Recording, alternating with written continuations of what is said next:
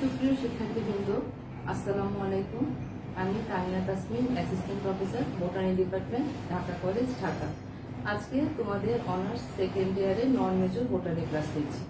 তো এর আগের দিন আমি তোমাদের ইকোলজিক্যাল অ্যাডাপ্টেশন অ্যান্ড ইকোসিস্টেম এই বিষয়ের উপর ক্লাস নিয়েছিলাম।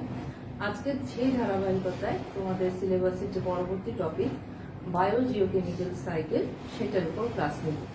তো প্রথমে আমার জানতে হবে যে বায়োজিওকেমিক্যাল সাইকেল বলতে আমরা কি বুঝি। এখন আমি বোর্ডে লিখছি বায়োজিওকেমিক্যাল সাইকেল। বায়োজিওকেমিক্যাল সাইকেল। তো এই বায়োজিওকেমিক্যাল সাইকেল বলতে আমরা কি বুঝি, এটাকে আবার অন্য নামেও ডাকা যায়। এটাকে বলা যায় তোমাদের অর্গানিক ইনঅর্গানিক সাইকেল বা পুষ্টি চক্রও বলা যায়, বা নিউট্রিশনাল সাইকেলও বলা যায় একে। তো এখন এই বায়োজিওকেমিক্যাল সাইকেল আসে তিন রকমের। এক নাম্বার আছে গ্যাসিয়াস সাইকেল, দুই নম্বরে আছে সেডিমেন্টারি সাইকেল,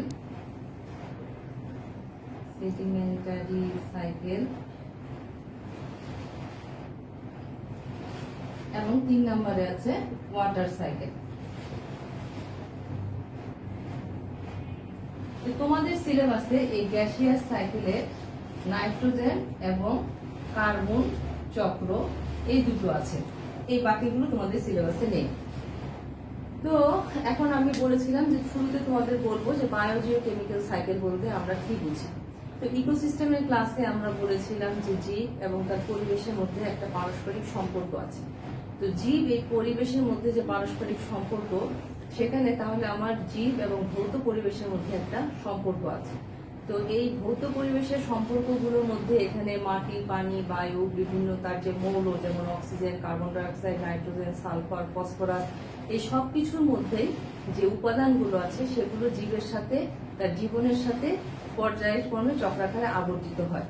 যেমন এই জিনিসগুলো পরিবেশ থেকে জীবদেহে আসে, আবার জীবদেহ থেকে পরিবেশে ফিরে যায় এই মৌলগুলো।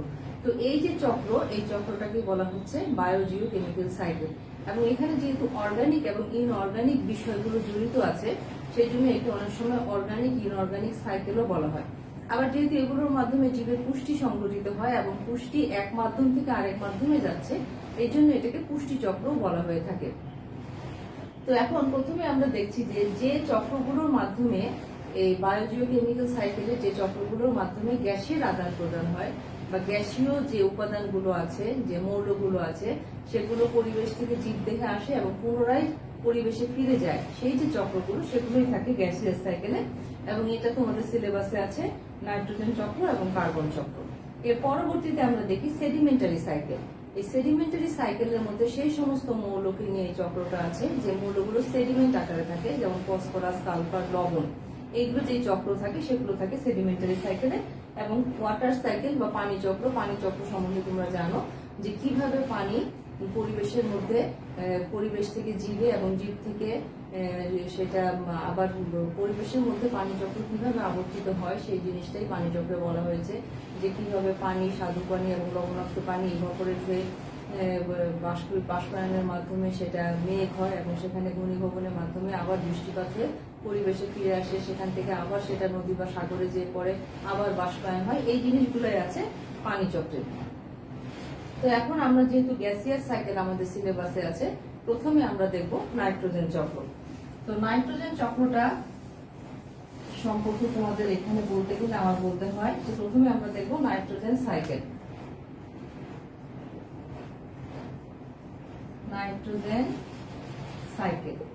তো নাইট্রোজেন সাইকেলের মধ্যে অনেকগুলো ধাপ আছে। পরিবেশে বাতাসে 100 ভাগের মধ্যে 78 থেকে 79% থাকে হচ্ছে নাইট্রোজেন। তো এই নাইট্রোজেন বাতাসে থাকে। বাতাসের এই নাইট্রোজেনকে কোনো জীবই সরাসরি তার শরীরে গ্রহণ করতে পারে না। এই নাইট্রোজেনকে জীব সাধারণত নাইট্রেট, নাইট্রাইট অথবা অ্যামোনিয়াম এই আয়ন আকারে গ্রহণ করে থাকে।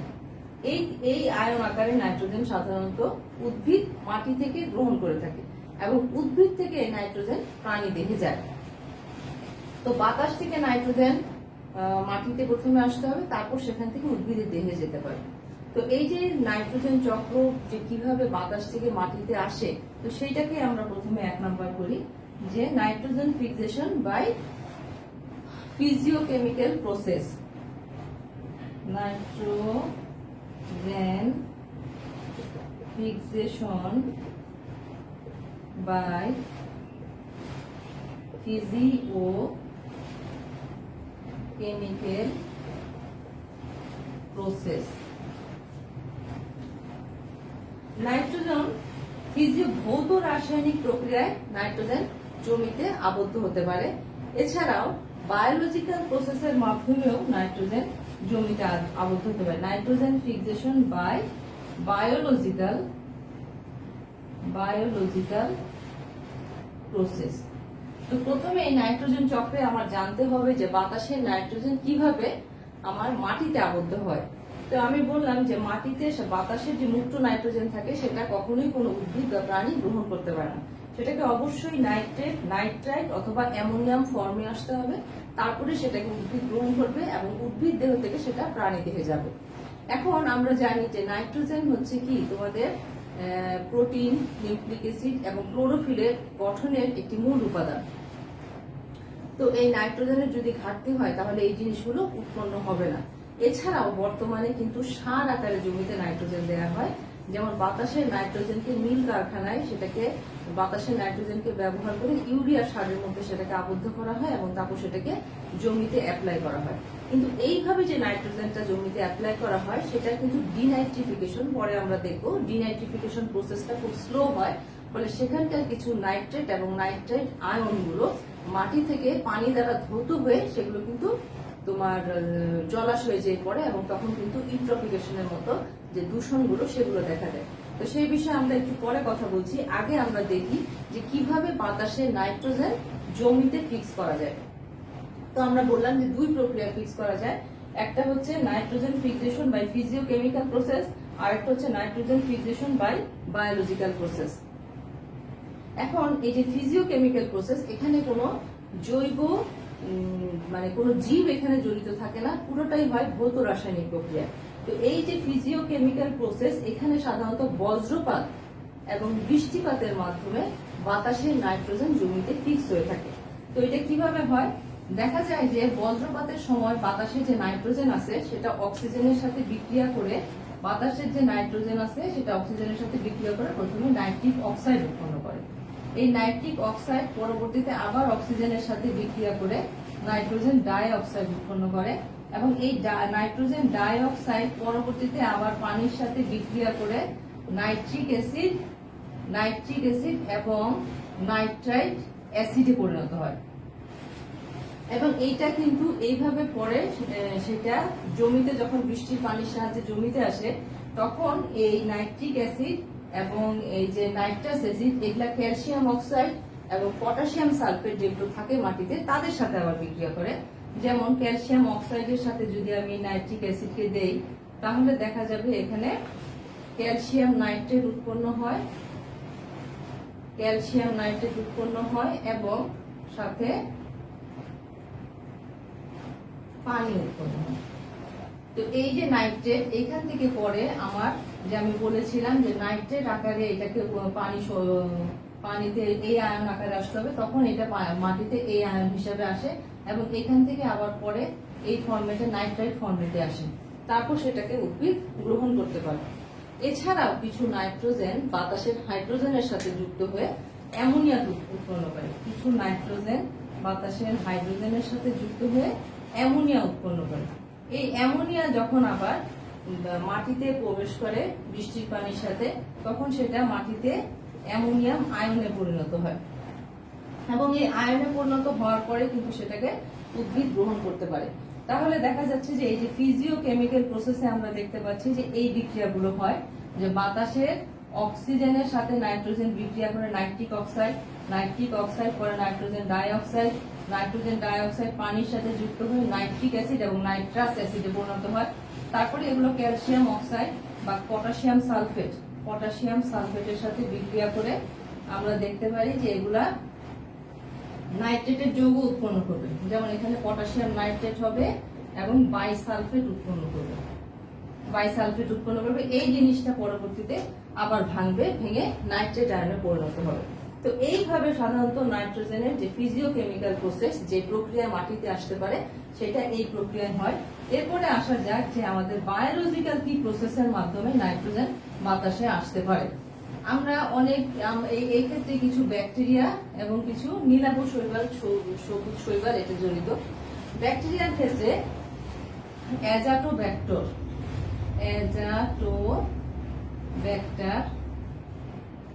এই ব্যাকটেরিয়াটা উল্লেখযোগ্য, এবং আরেকটা ব্যাকটেরিয়া আছে রাইজোবিয়াম, এবং নীলাভ সবুজ শৈবালের মধ্যে আছে নস্টক, অ্যানাবিনা,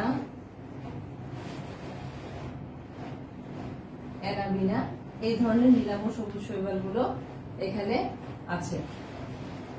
এই যে অ্যাজাটোব্যাক্টর, এই ব্যাকটেরিয়াটা সাধারণত বাতাসের যে নাইট্রোজেন আছে সেই নাইট্রোজেনকে জমিতে সেটা নাইট্রাইট, নাইট্রেট এই ফর্মে এটাকে আবদ্ধ করতে পারে।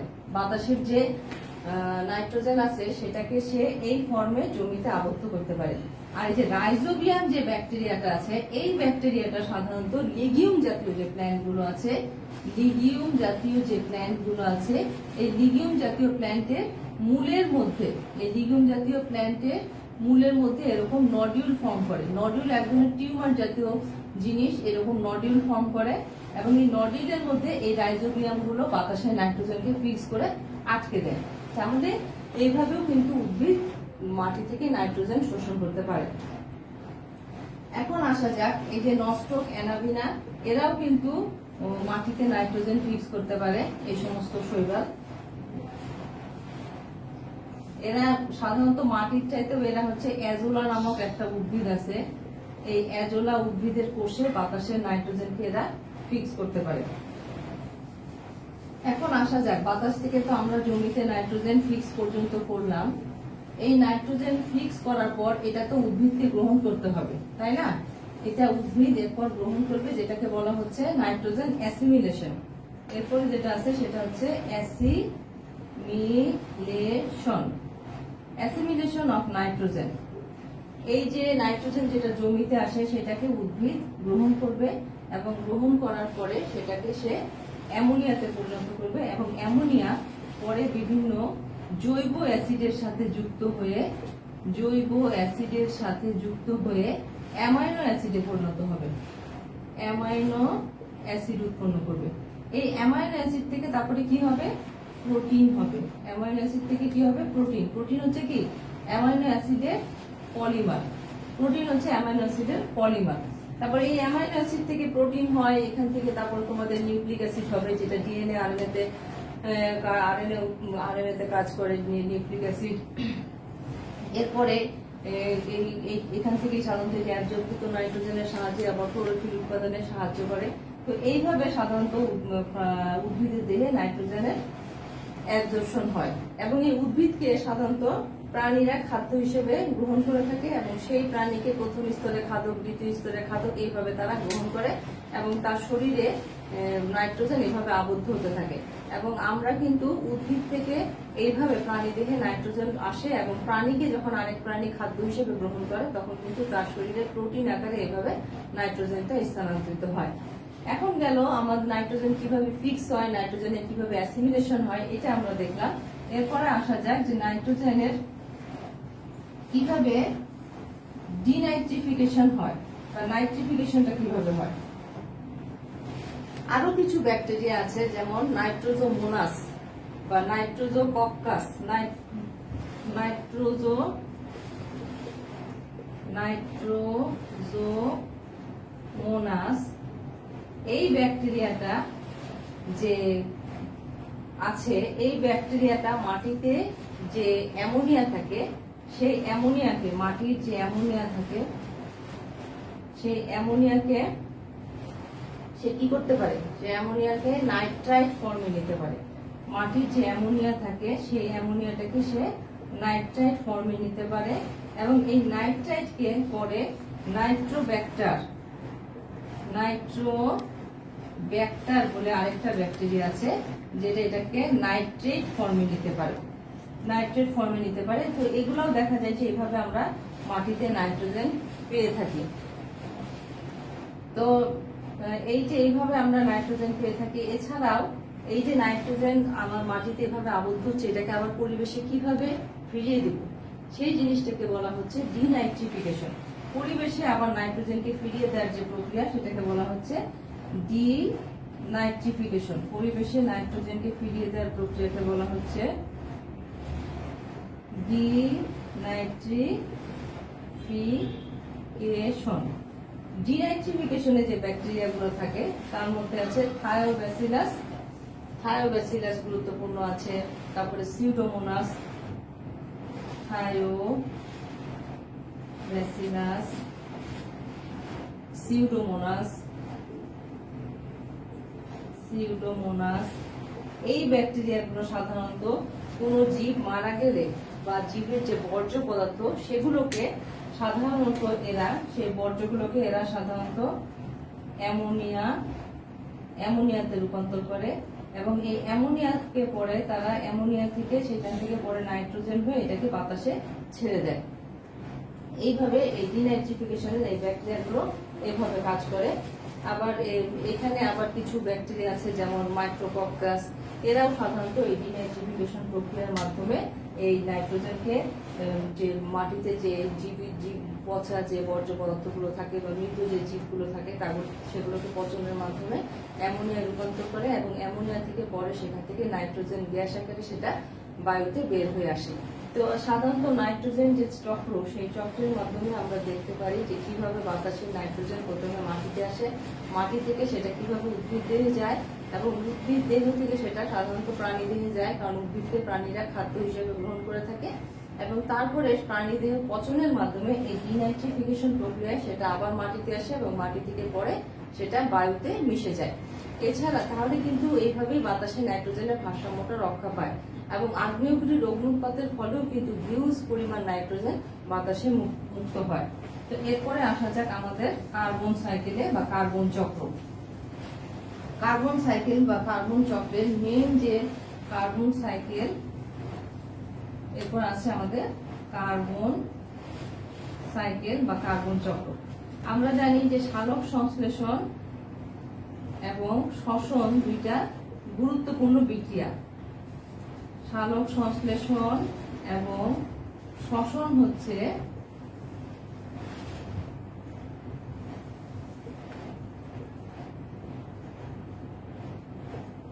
দুইটা গুরুত্বপূর্ণ বিক্রিয়া।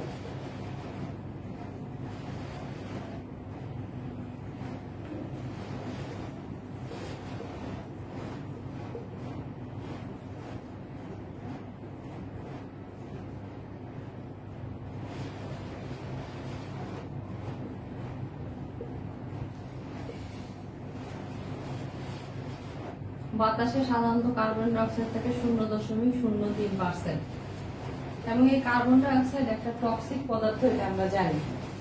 এবং কার্বন হচ্ছে সমস্ত জৈব যৌগের প্রধান এবং মূল গাঠনিক উপাদান। কার্বনের সাহায্যে কিন্তু জৈব যৌগ সমূহের যে স্কেলিটন সেটা তৈরি হয়।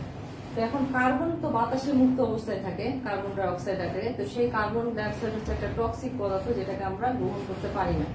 তো একমাত্র সবুজ উদ্ভিদই পারে এই কার্বন ডাইঅক্সাইডকে নিজের শরীরে আবদ্ধ করতে।